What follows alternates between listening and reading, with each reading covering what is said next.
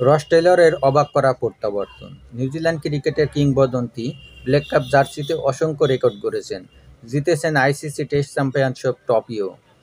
৩ বছরের অবসরের পর আবারও তিনি ফিরছেন আন্তর্জাতিক ক্রিকেটে, কিন্তু মজার ব্যাপার হলো সেই ফেরাটা নিউজিল্যান্ডের হয়ে নয়, এবার তিনি খেলবেন সামোয়ার হয়ে। সামোয়া ওশানিয়ার একটি ছোট্ট দ্বীপরাষ্ট্র, যেখানকার জনসংখ্যা মাত্র 2,20,000।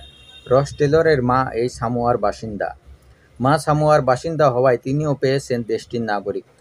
৪১ বছর বয়সী রস টেলর এবার ফিরছেন মায়ের দেশ ও সংস্কৃতির জন্য। ১৭ বছর ধরে আন্তর্জাতিক ক্রিকেটে যিনি ৪৪৫টি ম্যাচ খেলে ১৮,০০০-এরও বেশি আন্তর্জাতিক রান করেছেন। ওয়েস্ট ইন্ডিজের বিপক্ষে ২০০৬ সালে ওয়ানডে অভিষেকের পর ২০০৭ সালে হয় তার টেস্ট অভিষেক। ২০২২ সালে অবসর নেওয়ার পর এবার ফিরছেন সামোয়ার জার্সিতে।